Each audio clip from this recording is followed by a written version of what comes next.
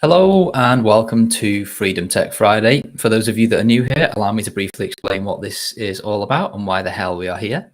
Freedom Tech Friday is a weekly live and interactive show hosted on the Ungovernable Misfits X, Noster, YouTube, Rumble and Twitch feeds. We go live for 1 hour every Friday at 9 a.m. Eastern or 2 p.m. UK time. But you can, of course, catch up later on the Ungovernable Misfits podcast feed. On Freedom Tech Friday, we like to cover the latest news and trends for anything relating to freedom technologies.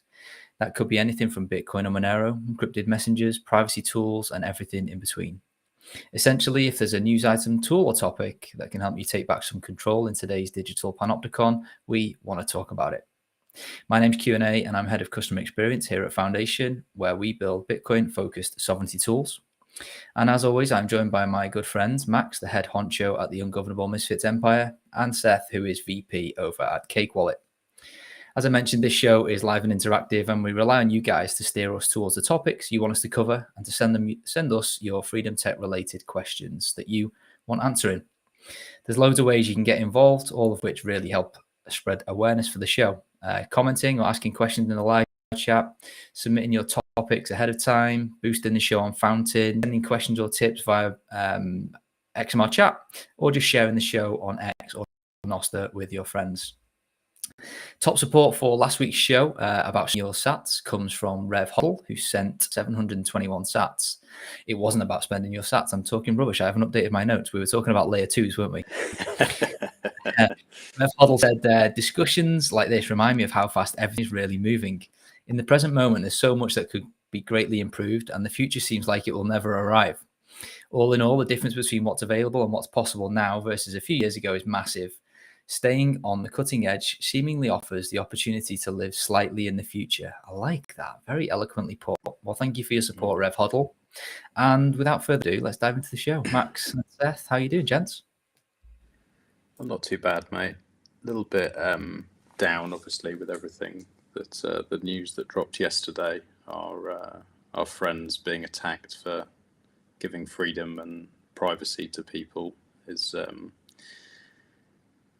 pretty sad to see, and thoughts go out to them and the families, and it's just a stark reminder of why we do what we do and why we keep going with this show, and you've got to keep standing up even if they keep attacking, because these disgusting parasites do not want you to have freedom, and people who stood up for it are now being put in a cage. So somber way to start the show, but just thoughts go out to those guys. We'll cover it in more detail on the Bitcoin brief, but yeah, love to them and their families.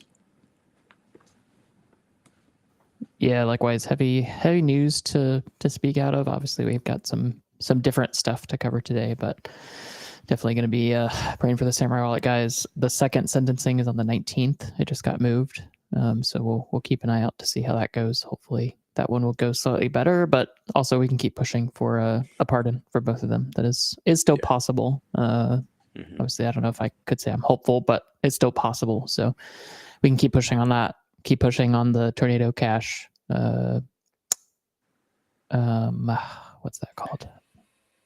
Man, I'm just the donations. Well, the donations, and then that they're appealing their case and their sentence so far. So we can definitely keep pushing on that as well. On a related note, do we have a date for the Roman Storm stuff for the next hearing or whatever it is? Not that I know of. I think it may be too early in the appeal process to have an actual date for like when they'll have a decision. Okay. But I know that the process has been started. I don't know what kind of timeline that's on though. Okay. All right. Well, yeah, I mean, echo your thoughts, guys. Very sad day yesterday. Was feeling pretty dejected. Who's been literally a freedom fighter for years and helped shape many ungovernable's Bitcoin journeys. It's really sad to see how it's all kind of gone down. I guess you could say, it could have been worse, maybe, but it still doesn't feel good to say that given the circumstances. So, yeah, Max and I will probably go a bit deeper on the brief on Monday. Well, when we record on Monday, that should be out next Wednesday or Thursday. But it would be, we can't not mention it. So anybody that's kind of affected and involved, obviously, we feel a tiny degree of your pain, and we're with you. Yeah. Okay, this week we're going to talk about something quite literally close to home. That is freedom tech for families and for kids. Today's kids are growing up basically online all the time, fully digital native.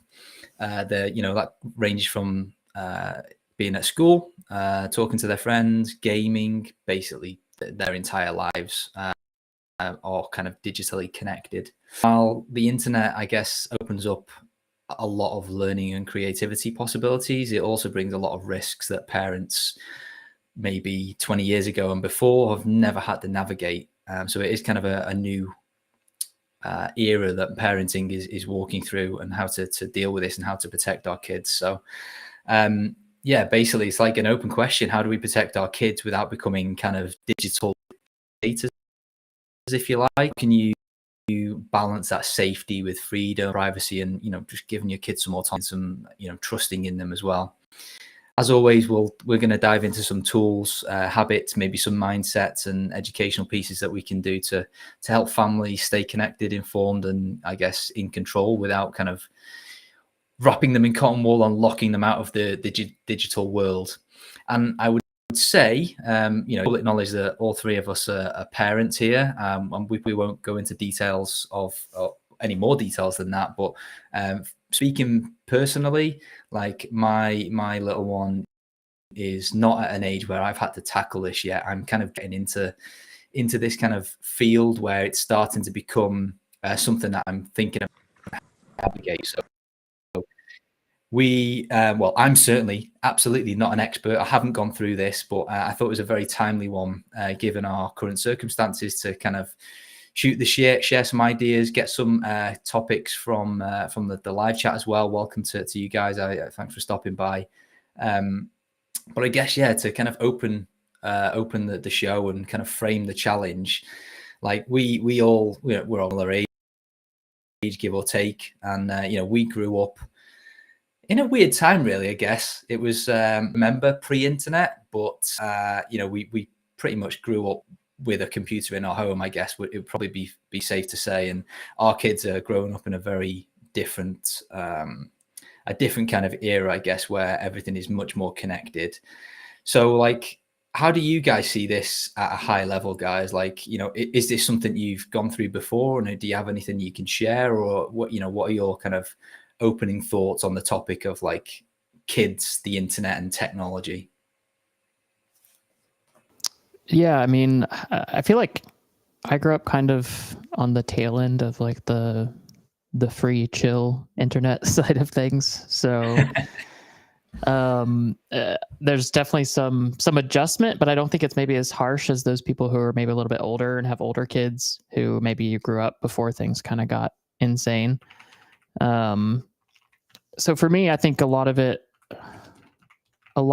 is figuring out, like, how do you actually teach them the why rather than just enforce technical restrictions? Because like I think about this a lot. Likewise, I have little ones, that it's not time yet to be thinking about this, but it's going to happen a lot sooner than I would like, especially because they're going to get exposed through friends and others to smartphones and other things that have just wide open network access. And I know from experience that technical restrictions and not teaching the why does not work. It doesn't last. A lot of my early hacking and technical expertise comes from my parents trying to enforce technical restrictions and me not being bought into the idea of why they were there.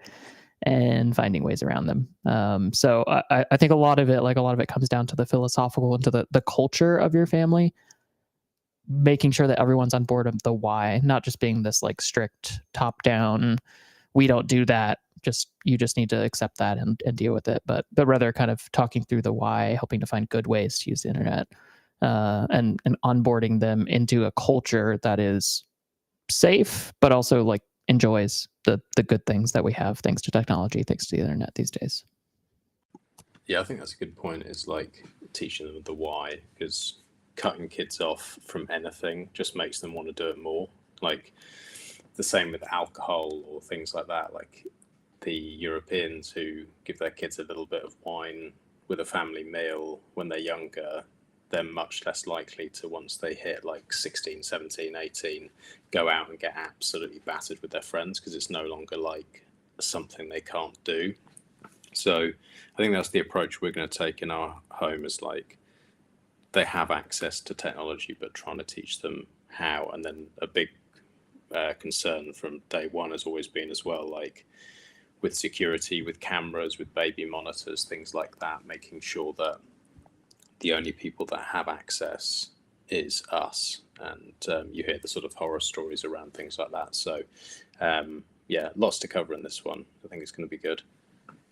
Yeah, I think just like one more quick thing to add to, like, I think a lot of it comes down to principles that you can teach long before they're actually on the internet using smartphones, etc. Like just teaching about trust, who you can trust, who you can't trust, helping them to understand why you're careful with strangers. Like it all sounds like very rudimentary parenting stuff that everyone knows is a thing, but all those same concepts are really helpful to get, again, ingrained in the culture of your family really young, so that when you get to the internet, when you get to smartphones, when you get to your kids spending time with other kids who probably won't have the same restrictions, if you do put any restrictions on digital access, they need to understand why, and they need to understand those safeguards. And that stuff just starts really early. So I think just calling out that this, even if your kids aren't this age, or even if you don't have kids yet, but you think you will have kids, to start thinking about this early, so you have a clear game plan, and you don't kind of panic when suddenly your kids are internet age and all their friends have smartphones, and you're like, oh no, like what am I going to do now? Start thinking about it early and getting started.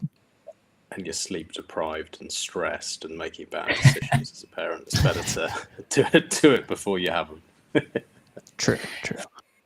Yeah, I think you both made great points there, and education is one thing that I really want to kick us off with to kind of deep dive into. But before we do that, like a personal experience of mine, like, and you said it really well, Max. Like when you're sleep deprived and stressed, it can just feel like the really easy thing to do, to be like, oh, I don't go and watch YouTube, or here's an iPad, just give me an hour to sort out. And like, I something that I've done as a parent is to really try and not fall into that trap, because it is an easy trap to fall into, and to kind of take the easy way out.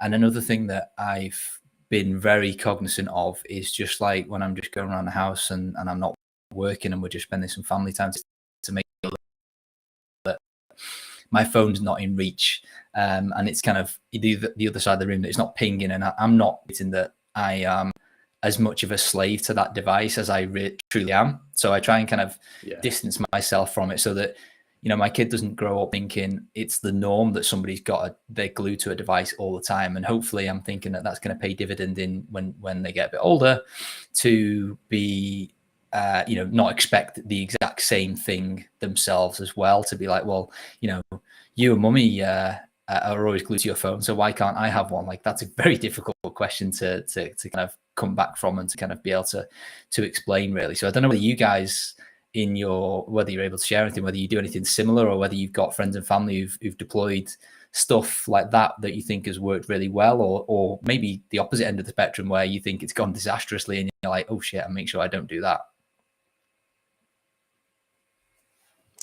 Yeah, I mean, a key one for us, like you said, is that like not sitting on your screens the whole time your kids are around. It is really, really hard. I will not say that is easy. It's especially difficult when you have a job you love and you have social media platforms that you love and you're actually like using for good things. It's very hard to put those down.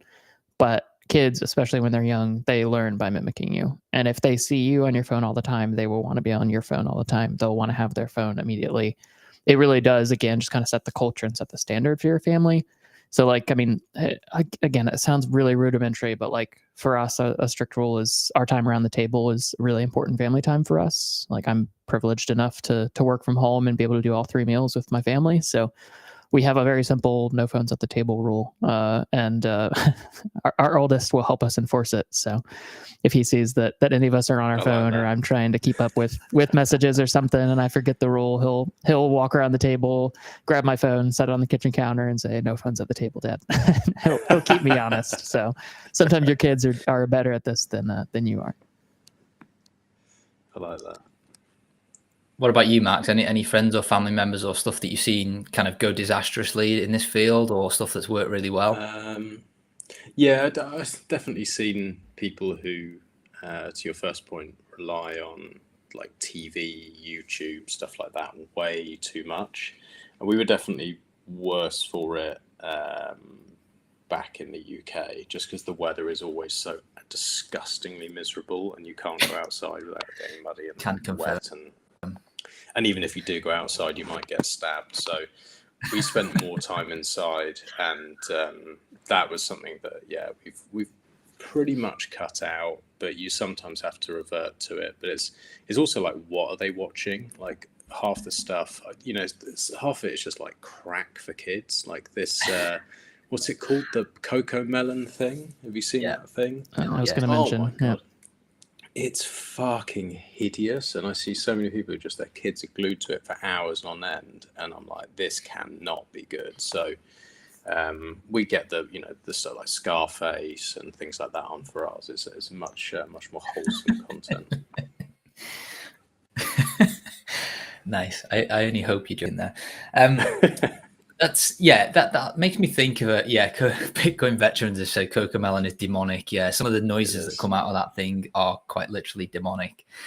I'm glad you mentioned that, actually, because like I'm in that we've talked briefly about education and kind of touched on the aspect of like content moderation. And do you think there's a tipping point of where I think content moderation and just prevention of using like an iPad, or not giving a 4-year-old a phone, or not letting them watch TV for 6 hours a day, I think prevention for me is like easier when the kids are younger, because they don't have all of those social pressures, and they don't, they're not as advanced mentally to want us to go on the internet and go on, do Snapchat and things like that, because they don't have those social networks built up yet.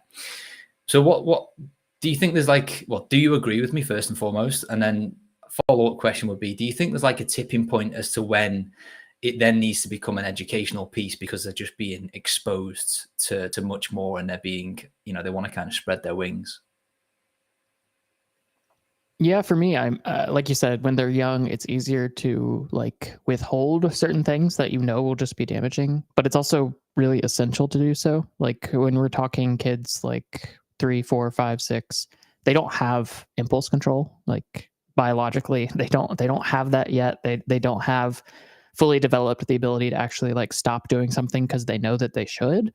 And so you have to essentially act as that safeguard and keep them from things like Cocomelon that are literally designed to keep their attention no matter what, and to make it impossible for them to look away. Like they spend many dollars, a lot of time, tons of research, making sure that these things, Cocomelon, and there are many other examples of this, are like unable to be turned away from by your kids. And at the age that most kids are watching that, they literally have no control over that. So that's where you step in as the parent. But I think also like this comes back to helping them understand like TV and movies and shows, like those will always be there. Like those don't go away, especially because we're out of the age of live TV, where if you don't catch it at that moment, you'll never see it again. Like this stuff is always accessible. The things that aren't accessible are like that time with your friends in person, your neighbor down the street who's playing on the playground that you can go play with right then. Like those are the things that you can't get back. Those immediate like in-person moments of joy and experiences, those are the things that can never happen again. Whereas whatever your favorite TV show is, Bluey or something like that, it's always there. later on when Mhm. everyone's in bed, or when it's too cold to play outside or something, you can always have that as something you can enjoy. But just kind of like teaching, like, it's not a bad thing necessarily, but it's not the best thing most of the time.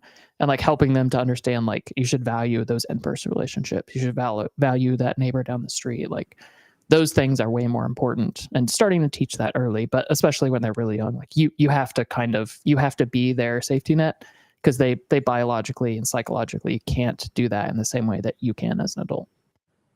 Busyness as well is my last point on this. Is like, it's hard to keep your kids busy if you are busy yourself. You've got work, you've got other responsibilities and cleaning and all the shit that you've got to do as an adult. But if you can keep them busy physically, especially in like sports clubs and like going and doing active stuff like after school, whether that's, you know, playing football or like whatever it is, that I think helps quite a lot, because when they're just bored and sitting around is when they're going to sort of like cause trouble and mess around just because they're bored and they've got all this extra energy. That's when a lot of people would just turn on the TV or give them an iPad or something like that. So just like somehow finding a way, even if it's like working with other parents who they can be friends with, to go and do stuff and share the responsibility of like keeping them active, I think is a massive one. At least we found that. Yeah, I do. I know we're kind of going on a tangent here, but I do want to touch on that a little bit. I think two things that we found are really helpful are, one, like, put them to work a lot younger than you think. Like having them help around the house, helping them do little chores is really, really good. It wears them out. It challenges them. It teaches them good work ethic really young. Like, obviously you're not working on like slaves or something, like it's just little things here and there, but that's a really useful tool to help them to like get out extra energy and get out extra mental energy as well. But also, like, something I think that's important to teach that used to just be the norm is like, boredom is good. Like, having times where you're bored and you don't have something occupying your attention is actually really, really important for your brain. It's really important for creativity. It's really important for so much of like what used to be the norm in society. Like, you used to have a lot of boredom, and that was when a lot of things got created. That was when a lot of inventions happened. That was when a lot of fun experiences happened. Like, you were bored, and so you figured out something to do, and you made new things. You came up with new ideas. You made new friends. And so I think that's another thing you can teach is like, this age is an age where people don't ever want to be bored. Like, if their attention isn't grabbed by something, it's like, what the hell am I going to do? But no, that's really good for you to be bored sometimes. Yeah, absolutely. Co-sign all of that sort of stuff, guys, and very well said. I've taken a few tidbits away from that as well. That's very useful, namely child slave labor. So thanks for that, Seth. Clip it. Yeah, Seth is a child slave labor driver. Education. We it goes without saying that educating your kids around like safe usage of the internet and social media and things like that is an obvious thing that most parents are going to want to do, but it feels like a very, very tricky one to navigate. And again, I'm going to hold my hands up and say I haven't gone through this yet. My kid's too young, but it's something that I'm wrestling with, to be like, how do you teach somebody so young and so innocent that they're, this internet thing, whilst it can very much enrich your life and provide you with untold amounts of freedom and education, and you can learn so much from it, but also like there's very, very distasteful people out there that will try and manipulate you for their own gain, etc. Like, that feels like a scary conversation to have with a young child that's never been exposed to that. I don't know whether you guys have kind of wrestled with that or had to go through that, and if you've got any tips or tricks that would be kind of useful to not only me but to the audience, to be like, how do you think about this sort of stuff? Because it's not a conversation that I'm kind of looking forward to having and doing in such a way that a 4, 5, 6-year-old can understand and actually think that I'm not just talking complete bullshit. Yeah, I'm not there yet personally either. I mean, I'm not really there yet either. Like, obviously we all have little younger kids, it's clear, but I think, again, this unfortunately starts a lot earlier than you think it would. Like, just the the broken world that we live in. Like there are a lot of sketchy people out there, and as people get online and as there's more avenues for kids to get online earlier than you think, like it is something that needs to happen earlier. And like again, very simply, like the way we think about it and talk about it is like we should be kind to everyone, but we shouldn't trust anyone immediately. So like teaching them you should never be close enough for a stranger to touch you. Just like generally touch. I'm not talking anything more than that, but just generally touch. You only get close to adults that are trusted adults. Talking to them about like you can say hi, that sort of thing, but you don't talk to strangers, especially adults, when they're not with you. Like it's all kind of it starts with the normal stranger danger stuff, but like I'm saying, that starts before the digital. You first talk about the physical and you talk about that kind of safety, and then I think when you kind of have that established, you can expand that into the digital of like, hey, there's going to be crazy people online. You're going to have to deal with it and learn to deal with that. Here's some good things you can do. And I think just like trying to have a culture of openness and honesty, and your kids being able to come to you and say, hey, like there was something really weird today. I want to talk about it, even if maybe I feel a little bit weird about it, or maybe your kid feels a little bit ashamed about something that someone else said, or like having that culture of openness, I think is really, really important.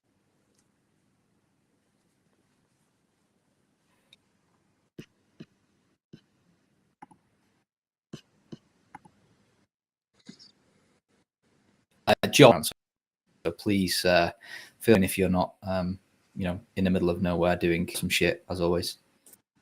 He will be. He'll be in the middle of nowhere, but he might just join from up some Telegraph poll or something.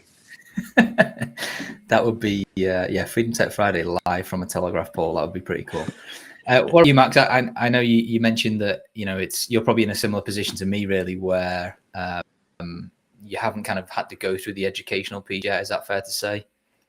Yeah, I haven't, but I've spoken to John. If he does join, he'll go through things in detail. But I've spoken a lot to him. He has older kids and battles with this. But the synopsis of what he'll kind of say is you have to just be a hard ass. Like when the kids get older and they can speak for themselves and they have their own ideas and their friends are doing things, like sometimes you just have to be the hard-headed, like uncool parent and not allow the kind of like social pressure that, oh, well, every other kid is allowed to have an iPhone when they're 9 or whatever. And like, you have to say, well, you're not, we don't do that in this family and it's for your safety. And if they throw a wobbly about it or like, have a go at you about it, it's not your job just to be their friend.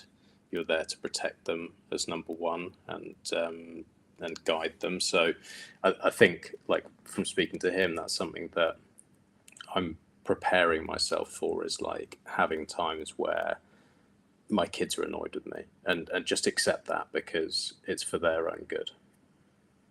Yeah, I think that's going to be something that I'm going to find very difficult. Like I have absolutely no qualms in just saying no and being the bad guy because I know it's for their good. But like when they're, if they ever come back, and I think John used an example of, he was playing hardball and didn't give them a phone or they weren't allowed certain apps or something like that. I can't remember the specifics, but it was a prevention kind of that he was taking or angle that he was taking, and it would become difficult for me. I just know that when my little one says, look, all my friends have this phone, or all my friends have this app, and this is where we coordinate all of our friendship stuff, and I'm now missing out. That's going to be very difficult for me. And I don't know how I'm going to tackle that, because I still may feel that they're not at the kind of right age to interact with that app or have that phone or something like that. So I guess, there ultimately is no right or wrong answer. You can either kind of, I guess, get them back to work is what Seth does. He just says, listen, exactly. Where's that dinner? I told you I wanted it on the table at 6 o'clock. Get to work now. You can have a phone once you earn your freedom. Exactly. Yeah, that's the best way. Well, maybe John will join us on this, but I think that's the sort of the basics of it. And then past that, like past the like social stuff and like how we conduct ourselves as parents, I think it's like, well, how do we give some access to tech? And you don't want to cut it completely out of their lives because it's so powerful, but like, how do we use it in the best way to give them as much freedom as we possibly can without exposing them to the risks? And there are massive risks now. Like it genuinely scares the shit out of me. Like it is really, really terrifying if you just go, here you are, here's a device, here's internet access, go wild. Yeah, it's a tough one, isn't it? And I think as they get older and more headstrong, and that kind of, I don't know about you guys, but like when I was in my teens and things like that, like being, obviously it wasn't Snapchat or anything like that way back when, it was more like SMS like that, but it felt like the most important thing in the world for me to be connected with my friends at all time, be in the in groups, and to be up to speed with the latest goings on. And now like my phone rings and I'm just like, oh, fuck off. Like another Telegram chat goes off or another Signal chat goes off. It's like such a I guess a flip reverse. But like when you're that age and you're going through high school, particularly, you're kind of finding your feet as like that can feel like the most important thing in the world. And yeah, I just know there's going to be some difficult conversations to be had to, you know, find that balance really between, you know, having your kid not glued to a phone or a device or something like that, but also not kind of excluding them from the kind of social circles. Because like if all of their friends have X, Y, or Z, like it's difficult to you know what I mean, to just be saying no, basically. I don't know if there is a middle ground or whether you just have to kind of pick a side and be happy with it. I guess that could be a segue actually in terms of finding a middle ground, like particularly as your kids get older and they get more headstrong and they get more tech savvy, like physical controls, maybe like a built-in app controls. Like I know Apple and Google have their own version of kind of parental controls that, again, I've never kind of had any dealings with just yet. My kids are too young, but I know that these platforms allow you to basically control most of what your kids can do at a very high level in terms of what apps they can install, you know, app store purchases, or limiting specific time spent on certain apps. Like, how do you guys feel about that when you get to that position? To like, do you think that that's something that you're gonna leverage, or do you think that that's kind of not the way forward, and why would that be? Before Seth jumps into this, because he'll have the sort of good info on this, I just thought as you said it, I'm planning this for a fair few years ahead, and one thing that we can't really be sure of is where things go. Like things have evolved so quickly with the internet and with connectivity and everything else. You know, 4, 5, 6, 7 years from now, where it like becomes really important for me is like, fuck knows. I don't know what things are going to look like. I don't know what, like, kids all doing their Snapchats and all this kind of stuff. Like, where is it in 10 years? So to some degree, you can sort of do the planning, but maybe not that far ahead. Like, how are they going to get around all this stuff? Yeah, I think a lot of that is where it does come down to these more generic solutions, like not thinking specific on like, okay, TikTok is the plague right now. How do I block them from using TikTok only?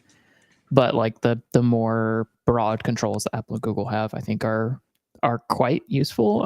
I think this is yet another arena where like Apple is going to be way better for many reasons than Google would. Like I would never want to hand my kid a stock Google OS phone, but that would be the only way I'd have the same controls as I could have on Apple to set usage limits, to schedule downtime.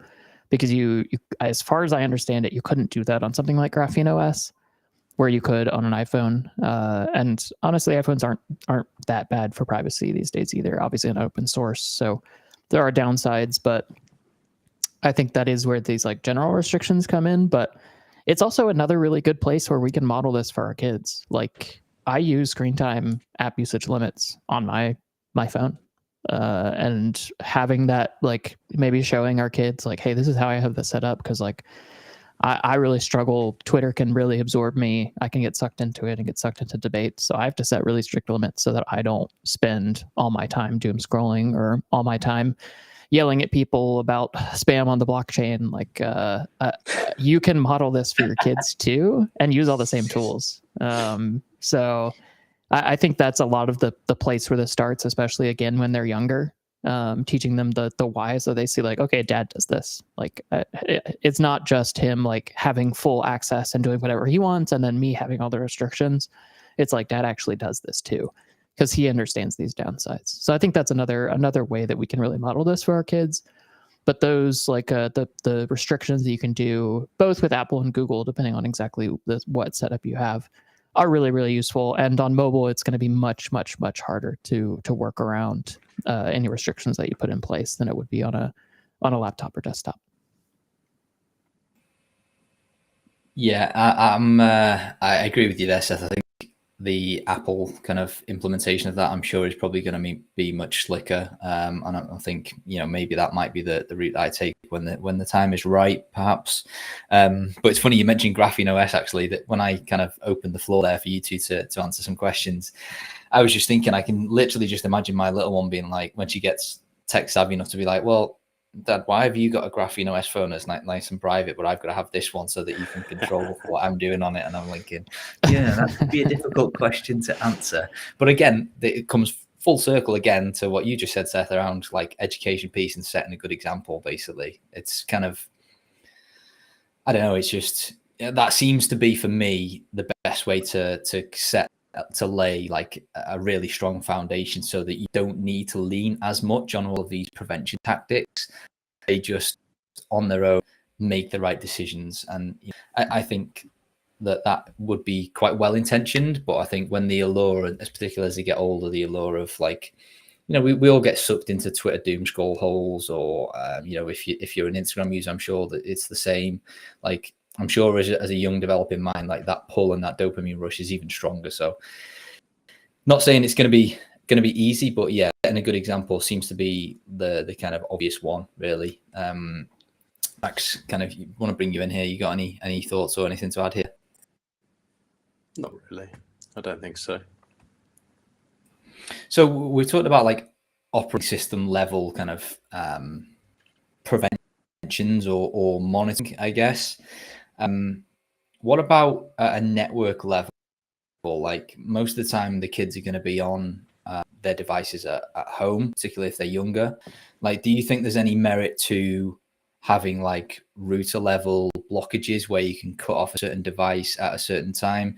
I guess on the surface of it, you could probably achieve that from what we've just talked about with at the operating system level, maybe.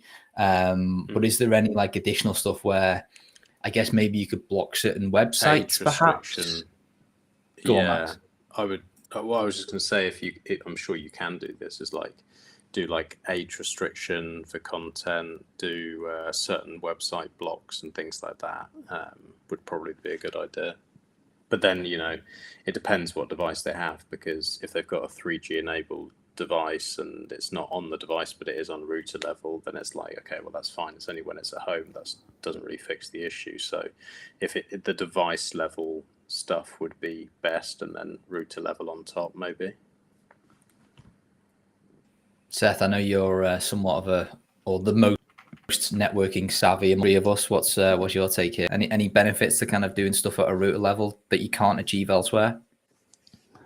Yeah, I mean, I would also kind of expand it past router level. Like router level is the easy way. Well, let me take a step back. So DNS, like specifically DNS where you're able to block specific things, is an incredibly useful tool. Like kids or no kids, it's just something everyone should be using. Because using a better DNS provider that lets you block ads, that lets you block tracking, is just kind of like it's an absolute win-win. So you should be using this no matter what. Like even if you're not going to have kids, it doesn't matter. There are really good solutions here. NextDNS is my favorite. You can self-host your own with Pi-hole. There's some other options as well.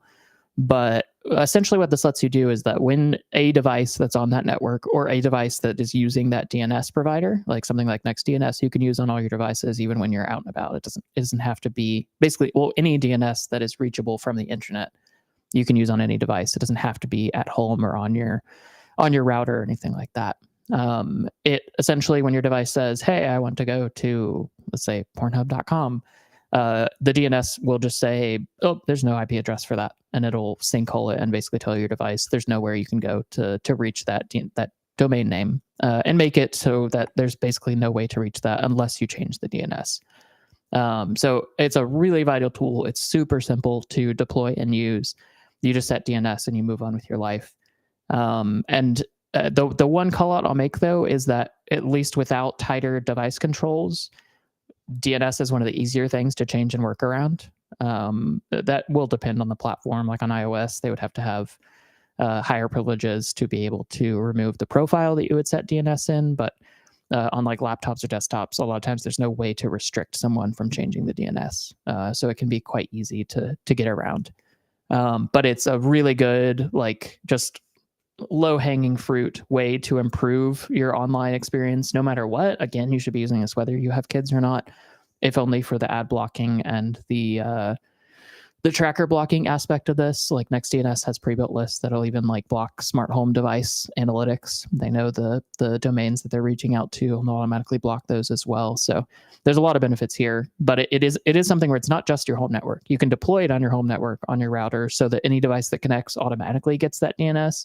But you can also put it on devices themselves, so that even when you're out and about using a VPN, whatever, you're using that DNS and getting those block lists as a part of that. So it's kind of like a first step. You'll probably need more controls beyond that, but it's a first step that's really, really useful and gives you a lot of other advantages rather than just blocking bad sites or blocking specific apps, that sort of thing. Yeah, on this, Bon is asking, is self-hosted AdGuard Home as good as the others? I can't answer that one, unfortunately. It can be. As with anything with self-hosting, it depends. Would you rather pay with your time or pay with your money? Setting it up and using it isn't that difficult, but a lot of the like list management and knowing what list to use, that sort of thing, just can be a little bit like irksome. Plus, if it's not necessarily easy to reach, or like when you're not at home, or if it goes down, and if your wife is trying to reach something to buy something that gets blocked by it because of tracker links, which can easily happen with these things, it can just be a lot more painful. So I lean towards not self-hosting this. And so I've used NextDNS for many years and really appreciate it. It's much more plug and play, much more simple, easier to deploy on lots of different devices because they have clients that you can install like directly on most routers that will set it as well. And we'll do things like DNS over HTTPS so that you have encrypted DNS. It makes a lot of the setup easier, but that's not to say you can't do the same things with the self-hosted options.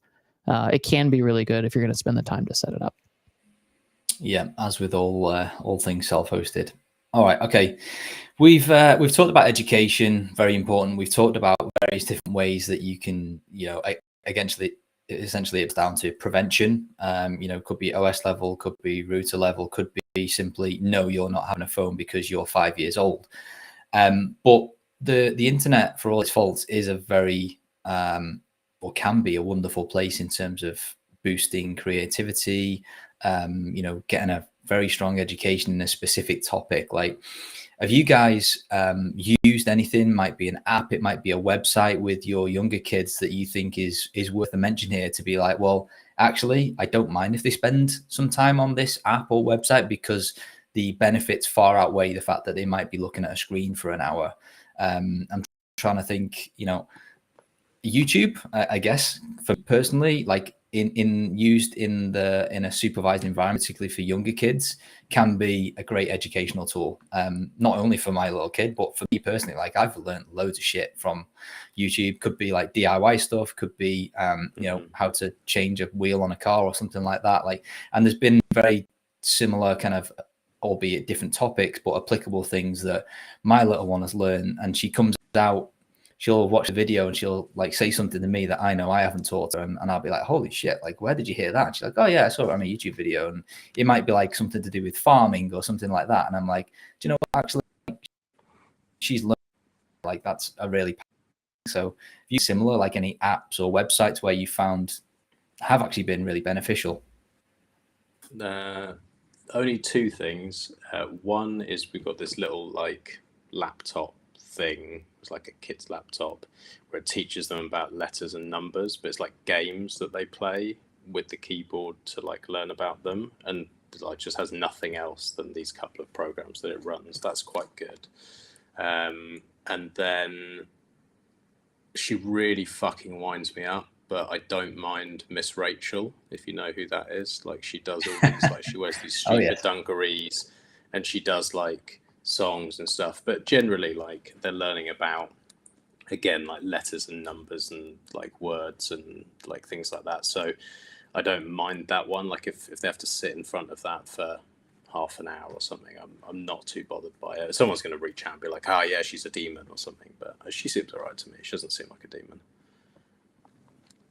Yeah, I mean, yet again, it comes down to balance. But there are fantastic tools, I think, especially for those that plan on homeschooling. Like, there's fantastic stuff online that you can use for teaching your kids. Like, just like always, the internet can be an absolutely amazing tool. Like, it can be so useful and so good. And teaching your kids about the good on the internet is also like really useful. Like, if we're constantly railing against the internet and internet bad, like, guess what your kids are going to do? Like, they're going to want to explore the internet, figure out like, why does my dad hate the internet so much? It's the same thing that always happens when we are constantly talking about how evil something is, but we don't again explain like that there is good, that like what the balance is, like what using it responsibly can look like. There are really good things. I mean, like specifics, I don't really have any past, like you said, good educational YouTube videos, like documentaries. I think some ones that my kids love are the Planet Earth and Blue Planet movies. They're just fantastic. They also look beautiful. They're really well done. Like that sort of thing. Like I have no problems with that. And doing that a little bit extra than we would normally do screen time for sure. But yeah.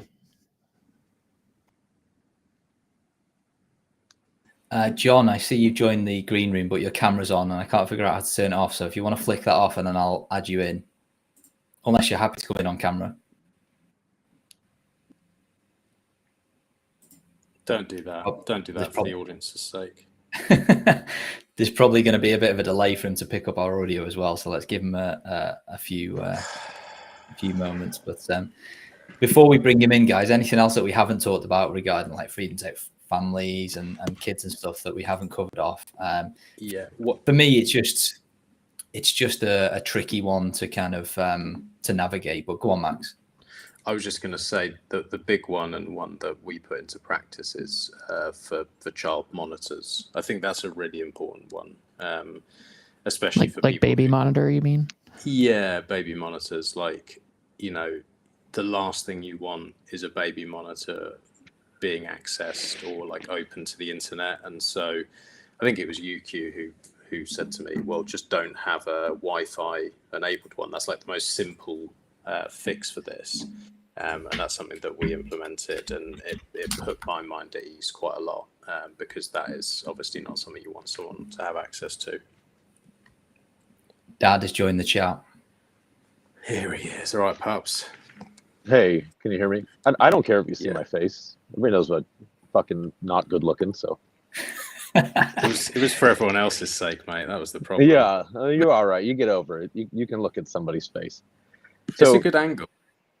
Thanks. I'm wearing an Ungovernable Misfits. Look at this. You can come more often. Samurai and Ronin Dojo. Yeah, that's right. Old school. That was one of our first ones. Seth is saying a lot of great things, like the family time stuff, the talking with your kids. For the Freedom Tech thing, and I said this in our private chat when you guys asked about it, it's like no matter what Freedom Tech you put in front of these kids, they're going to figure out a way around it. Like, they're so dogged about getting on these things and bypassing your roadblocks that you have on there for them. For instance, the phone. So our oldest one is the only one with a phone. And I've got a lot of protocols on there, screen time, nothing after 8 o'clock, nothing before they like get on the bus in the morning.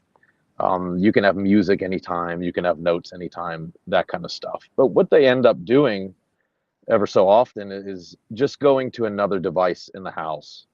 So I told them, all right, your YouTube limits are this. And then there they are on the family TV watching YouTube. There they are on the computer in the office, which is really just dedicated just to the jukebox in the pleb minor group. They're so savvy about figuring out workarounds, screen times. So they'll do a screen time request, and then they'll steal Sarah's iPad and approve the request on her iPad. So you'll see the request come across, and you go, "Oh, already approved." Wait a minute, Sarah's not at home. How did that get approved? So I think like depending on these apps to be foolproof is kind of a fool's errand. You really have to stay on top of it. And the biggest thing, like Seth was saying, is that family time, because that gives you the opportunity to bring up the things that you want to speak with them about. And the personalities are so different. So I can tell, my oldest kid who's almost 14 now, anything, because she's like a dad fan. What I say is so important to her, and she internalizes it, she thinks about it. So when we talk about predators on the internet, and why she can't have TikTok, and why her Snapchat is so limited, and why she can't have a lot of these things. And it's really because of the predators, that not everybody's a nice guy. This community that you lived in, this social group that your family has created for you to exist around, is not necessarily a representation of the real world. So you have to have these constant conversations with them. And the biggest thing that I wanted to mention to you guys is, so you can say, all right, Snapchat's evil, TikTok is evil. Just pick an app that you guys hate, and you say, well, my kid's never going to have access to it. Or YouTube, for instance. Yeah, there's a lot of great educational resources on YouTube, so I'm going to give them access to YouTube. But then they'll tune their algorithm to some stupid ass shit. So now the power of YouTube and the resources, the great resources that you have on there, aren't available to them simply because it's not being suggested to them. They have to actively go out and find it. So I just want to tell the Snapchat story, because I think that's really going to be indicative of everybody's experience as they start to release different apps to your child for utility's sake. The oldest one was only allowed to communicate with her friends via Messenger, Facebook Messenger, and that's something that Sarah could check in because it was through her account, so she could see all of the kids' messages, and that was very, very tame. But the oldest was being cut out of a lot of social aspects in life because these kids don't call each other. It's like you say you want them to touch grass. You want them to go over each other's houses. You want them to call each other on the phone, FaceTime each other, have real relationships, not just do a Snapchat of this. This is exactly, that's how they communicate with each other. You're not even, it isn't even a snap. Hey, what are you doing today? I was working on my homework, but I have got some free time today. Do you want to go out? Do you want to come over and play basketball or something like that? Their communication isn't even that complex. It literally is 6-7, man. It's a lot of 6-7. I fucking hate the brain rot shit, but it's like it's visual brain rot. They're out somewhere. I can take a picture. This is it. This is 90% of the pictures on my oldest daughter's phone is her going, I have bands sticking out the tongue, because that's a thing that all these kids want to do is that one. So you're not allowed to stick out your tongue. But anyway, back, she was being cut out of a lot of social aspects in her little clique, not getting invited to sleepovers, not getting invited to parties. Oh, we were going to all go to this football game. Well, the number one child, whatever her name is, wasn't invited to a lot of these things because she didn't have Snap. So it's now we're opening up this door to Snap, and it takes a lot of fucking work, because the parental controls are good. Parental controls on iOS, they do function, but these kids are so savvy about getting around it. So it takes that active, just at any time. Same thing we had in the Marine Corps. Somebody would bust into your barracks room and say, open up your foot locker, open up your wall locker, let's see what you have inside. So it's almost these snap inspections. Yo, hand over your phone. Let's see what's going on. What are you talking about with your friends? And often they have this expectation of privacy, but there is no expectation of privacy. You can have some privacy, and it's funny. He's like, why can't I have a graphene phone? You guys are all about privacy. Why can't I have that? And it's this dynamic of, well, it's a benevolent dictatorship in our home, and as the older you get and further away from your home, the more freedom that you have. So it's these snap inspections on them, discussing things. Hey, as stupid as when you stick your tongue out in a picture, that is sexual, and I don't want you to stick your tongue out. Okay, well, everyone else is, well, here's my rationale for that. And if you have that personality type of a child who can understand those kind of things and go, okay, I see what you're saying. You can believe them, but that doesn't necessarily mean that the snap inspections go away just because they understand and believe, because the social pull is so strong from their friends and the desire to fit in is so strong from their friends. So the parental controls are great, and I think they work really well till you get to that age level where they're just as smart as you and way more savvy on how to use these apps. It's like, because we all come from a community of very thoughtful people and mindful people and intelligent folks, more so than the standard human being. So your kids are that smart too, and they're that savvy too. So that's really my recommendation is you can have a lot of the mechanical freedom tech, a lot of the protocol freedom tech level, but it takes active parenting and being the dick sometimes. And you can't be afraid to be an asshole. That was wise. Great. Yeah, very, very wise words. And I thought I was feeling quietly confident about how I was going to tackle managing a teenager, but now I feel like I've just been knocked down about 5 pegs. Oh yeah, and they'll knock you down about 50 pegs, Q. Oh yeah. It's a constant challenge. I am curious as to how it was. How was it met when you first, like, there must have been a tipping point where you were like, okay, you're old enough and responsible enough now that you can have a phone, but your only restrictions in, like, was that enough for them to be like, okay, well, I've got a phone, that's something? Or was how did you navigate that? The phone thing didn't happen until she was 13, and she was way behind the times as far as her peers went. They may have been 9, 10 before they all had their own phones. So she knew that there was a big barrier to entry, and that barrier to entry was our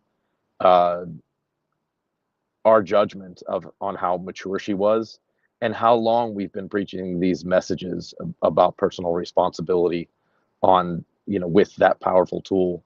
So it's just a judgment call on your part in judging their maturity level and their understanding of why it was restricted in the first place. The Snapchat thing only happened about 2 months ago, and reminder, the oldest one's almost 14.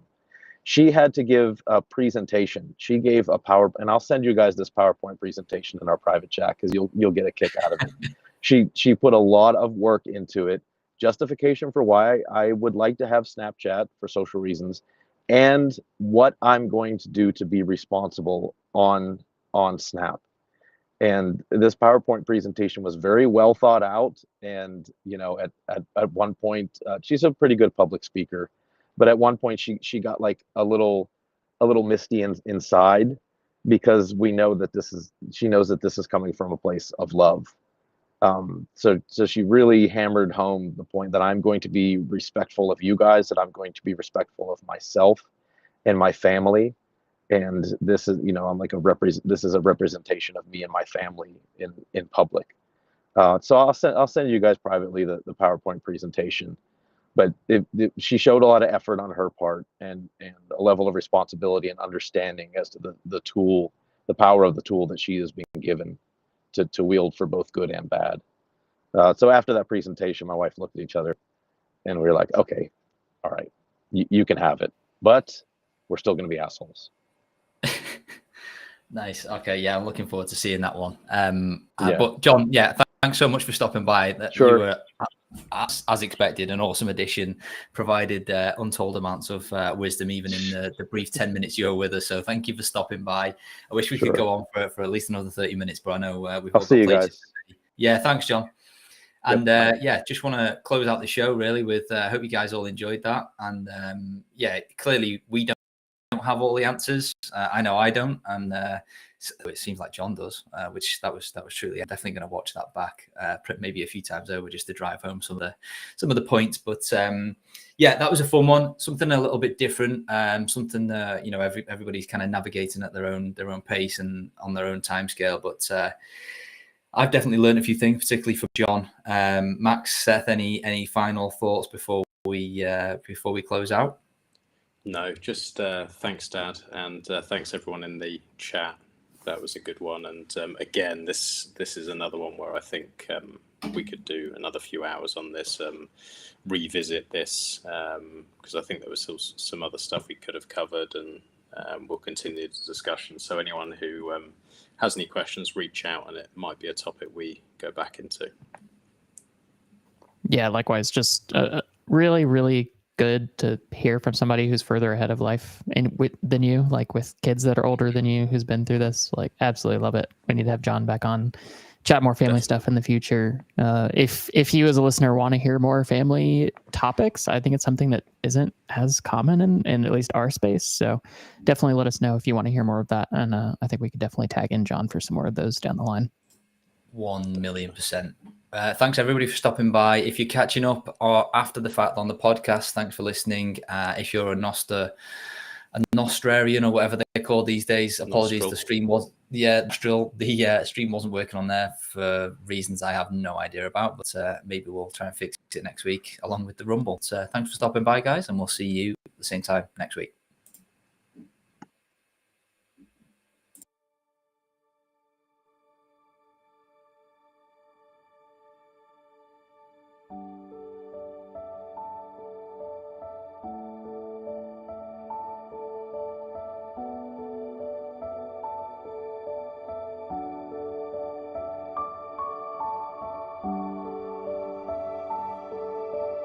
Thank you for listening to Freedom Tech Friday. To everyone who boosted, asked questions, and participated in the show, we appreciate you all. Make sure to join us next week on Friday at 9 a.m. EST and 2 p.m. London. Thanks to Seth, Max, and Q for keeping it ungovernable. And thank you to Cake Wallet, Foundation, and my NIM box for keeping the ungovernable misfits going. Make sure to check out ungovernablemisfits.com to see Mr. Crown's incredible skills and artwork. Listen to the other shows in the feed to hear Kareem's world-class editing skills. Thanks to Expatriotic for keeping us up to date with boosts, XMR chats, and sending in topics. John, great name and great guy, never change and never stop keeping us up to date with mining news or continuing to grow the mesh to Dell. Finally, a big thanks to the unsung hero, our Canadian overlord, Jordan, for trying to keep the ungovernable in check and for the endless work he puts in behind the scenes. We love you all. Stay ungovernable.